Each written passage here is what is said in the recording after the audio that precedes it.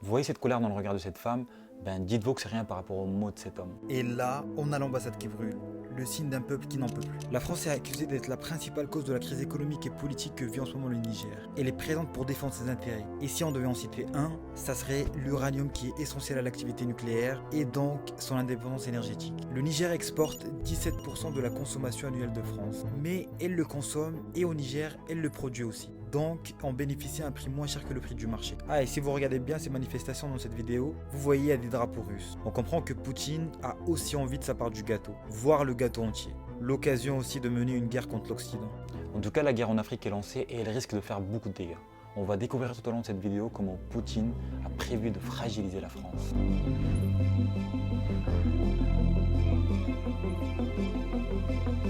Premier truc à noter ici, ce n'est pas seulement une révolte du Niger contre la France.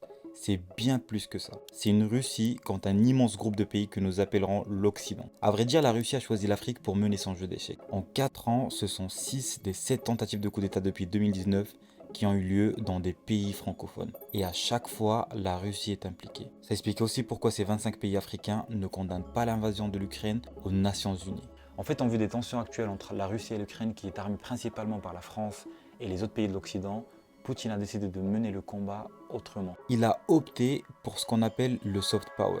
Au lieu d'attaquer la France de plein front, il a décidé de s'attaquer à ses anciennes colonies.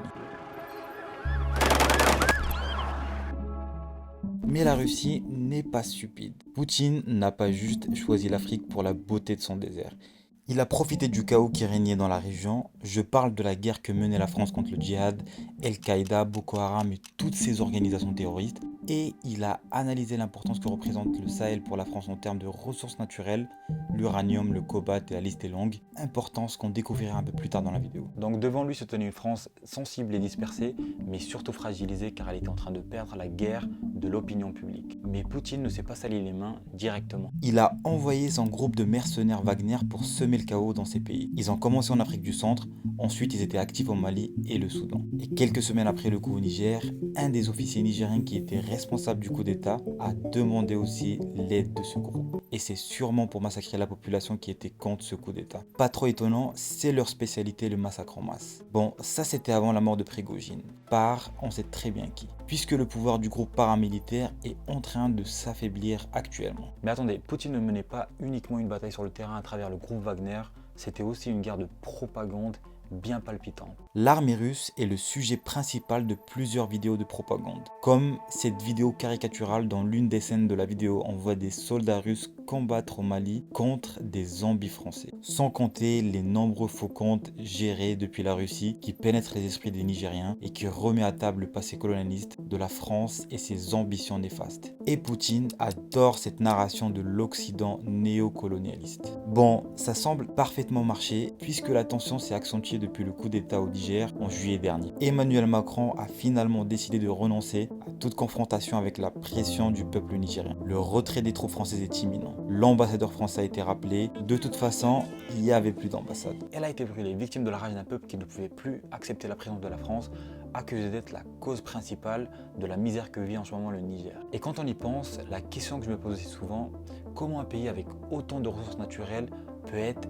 extrêmement pauvre? En fait, le Niger est l'un des pays les plus pauvres du monde, avec 80% de la population qui vit avec moins de 2 € par jour et une espérance de vie très faible, fixée à 54 ans. Et plus triste encore, 25% des enfants sont susceptibles de mourir avant leur 5e anniversaire. Bon, je m'arrête de décrire la misère de ce pays, vous avez très bien compris. Mais vous allez vous poser la même question quand vous allez découvrir les ressources naturelles dont dispose ce pays. Le Niger est le 7e plus grand producteur mondial d'uranium. Il fournit 5% de l'uranium consommé dans le monde. Et c'est le plus gros fournisseur d'uranium en Europe avec 24%. Mais surtout exporte 17% d'uranium en France qui est essentiel à la survie de ses 56 réacteurs nucléaires. Et si vous vous demandez qui est en charge de la production d'uranium au Niger, cherchez pas loin, c'est bien la France. Vous voyez ces 3 mines, elles sont opérées par Orano, qui est détenue par l'État français. Et Orano détient en moyenne 60% des 3 filiales en charge de l'exploitation minière, qui est accusée par beaucoup de faire son marché avec les autorités locales et de vendre l'uranium à un prix beaucoup plus bas que le prix du marché. Pour info, la France génère 70% de son électricité de ces réacteurs-là. Et c'est le deuxième plus grand producteur d'énergie nucléaire au monde après les États-Unis.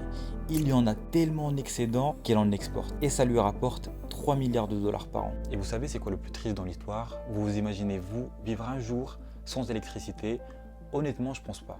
Mais ça semble être le quotidien au Niger. Seulement 15% de la population a accès à l'électricité. Le Nigeria fournit 75% pour combler ses besoins, qui a d'ailleurs récemment décidé de sanctionner le Niger à cause du coup d'État. Et qu'est-ce que ça signifie pour le peuple nigérien? Plus d'électricité, le noir total. Plus d'industrie, plus d'internet, rien du tout. Triste pour un pays qui dispose d'autant de richesses naturelles. Donc, pour récapituler, on a un pays qui essaye à peine de survivre. Et on a deux puissances, la France et la Russie, qui se livrent une guerre froide. Chacune veut une part du gâteau, les richesses du Niger. Bon, j'ai pas encore parlé des intérêts de la Russie au Niger, mis à part ce que j'évoquais au tout début sur la volonté de Poutine de fragiliser les pays de l'Occident en remettant à table leur passé colonialiste. В значительной степени тот уровень благосостояния, который достигнут в бывших колониальных державах, он основан на ограблении Африки. Les intérêts de Poutine vont bien au-delà de ça.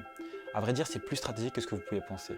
Bon, restez avec moi, on va découvrir tout ça. Là, on a le Kazakhstan et l'Ouzbékistan, les deux plus grands producteurs d'uranium dans le monde. Et vous le savez peut-être sûrement, mais le Kazakhstan et l'Ouzbékistan faisaient partie de l'Union soviétique dans le passé et qui sont toujours sous l'influence de la Russie aujourd'hui. En 2022, ces deux pays ont exporté pour plus de 50% d'uranium naturel en France. Et leur principal opérateur nucléaire est bien évidemment Rosatom, qui est d'ailleurs une société étatique russe. Si Poutine prend le contrôle du Niger et que Rosatom remplace Orano, eh bien on assistera à un contrôle ultime de l'uranium mondial par la Russie. Poutine contrôlera donc 70% de l'uranium exporté en France. Et selon les chiffres de 2021, 66% de l'uranium exporté en Europe. Vous imaginez le contrôle que Poutine aura sur l'Europe, mais surtout la France qui dépend de ses réacteurs nucléaires, sans oublier le gaz russe bon marché et abondant qui alimentait toute l'Europe et dont encore plusieurs pays du continent restent dépendants même après les sanctions. Donc pour récapituler, si Poutine en un claquement de doigts décide de priver l'Europe d'électricité,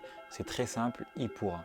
Mais là, la menace ne vient pas uniquement de Poutine, mais aussi de Zelensky. Le 31 décembre 2019, la société Gazprom et ukrainienne Naftogaz, en charge du gaz, ont signé des accords pour poursuivre le transit du gaz russe à travers l'Ukraine pour une période de 5 ans. Donc ça prend fin en 2024. Et il y a de fortes chances que Zelensky ne renouvelle pas ce contrat, puisqu'il appelle l'Europe à riposter à la guerre du gaz en renforçant les sanctions contre la Russie. Entre Zelensky et Poutine, j'ai vraiment pas trop hâte d'être à la place des dirigeants européens en 2024. Bon, l'Europe ira forcément démarcher d'autres pays pour son besoin en gaz naturel, ce qui est totalement normal, et même sans aucune connexion de pipeline, le Nigeria apparaît déjà comme un partenaire clé en matière de gaz pour l'Europe. En 2021, le pays a couvert 14% des importations de gaz naturel liquéfié de l'Union européenne. Et c'est là où vient le rôle du Niger. Si Poutine et Zelensky décident de tout couper, eh bien l'Europe décidera d'augmenter la part du gaz nigérien. Et ils pourraient se retourner à nouveau vers le Niger. Car ils auront besoin d'une pipeline de gaz qui provient du Nigeria en passant par le Niger. Et si Poutine prend le contrôle du Niger, eh bien l'Europe risque de négocier comme il se doit pour faire passer ce gazoduc dans de bons termes. Quand je pense que Poutine est un fin stratège, je le pense vraiment. Mais ses intérêts ne s'arrêtent absolument pas là. Cette fois-ci, il ne touchera pas directement l'Europe, mais par contre portera un coup de grâce à la présence de la France dans le continent français. Alors, il n'y a pas si longtemps, en juillet dernier, Poutine a organisé un sommet entre la Russie et l'Afrique, où 49 pays africains sur les 55 qui composent le continent étaient présent. Il a promis plusieurs choses à ces pays. À vrai dire, je m'attendais à ce qu'il leur propose l'export du blé à un prix beaucoup plus bas que le marché, étant donné que la Russie est le premier exportateur de blé dans le monde. Ou bien lancer des projets d'infrastructure, des autoroutes, des hôpitaux, etc.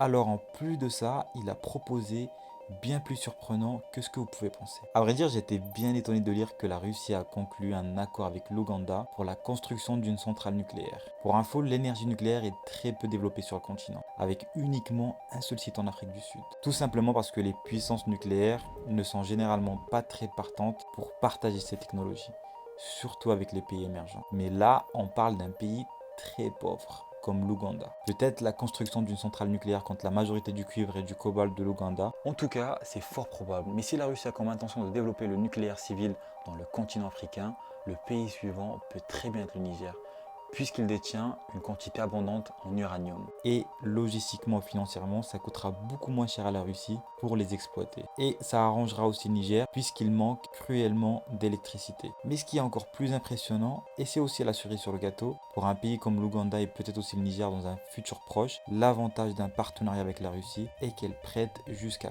95% du financement du projet. Même si, malheureusement, qui dit prêt d'argent, dit dette. Et donc automatiquement un contrôle complet sur ces pays. Enfin bref, vous avez très bien compris. La Russie de Poutine pense très long terme dans le continent et ses plans sont loin d'être stupides.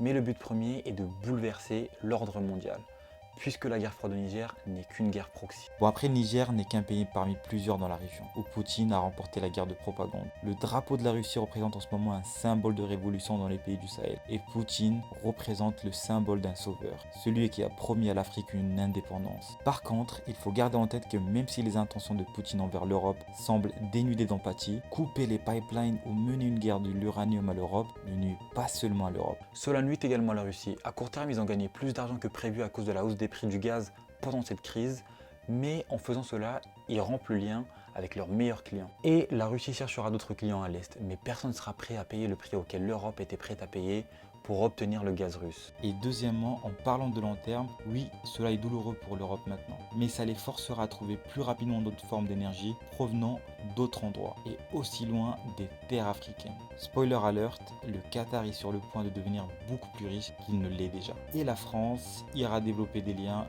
plus solides avec l'Australie et le Canada pour combler les besoins de ses réacteurs. Bon, ça va coûter plus cher, certes, mais ça lui offrira une indépendance totale loin de l'influence russe. Et surtout, Poutine sera obligé de chercher d'autres clients pour ne pas impacter son économie. Donc, construire plus de gazoducs, ce qui va impacter sur un long terme l'industrie fossile de la Russie. Bon, pour en finir avec cette vidéo, et pour les passionnés de géopolitique, on est en train d'assister à une deuxième guerre froide qui est plus alléchante que la première, puisque celle-ci touche plus de continents et les dégâts semblent être plus conséquents. On va découvrir tout cela en détail sur cette chaîne, donc merci de vous abonner pour me soutenir et merci d'avoir regardé.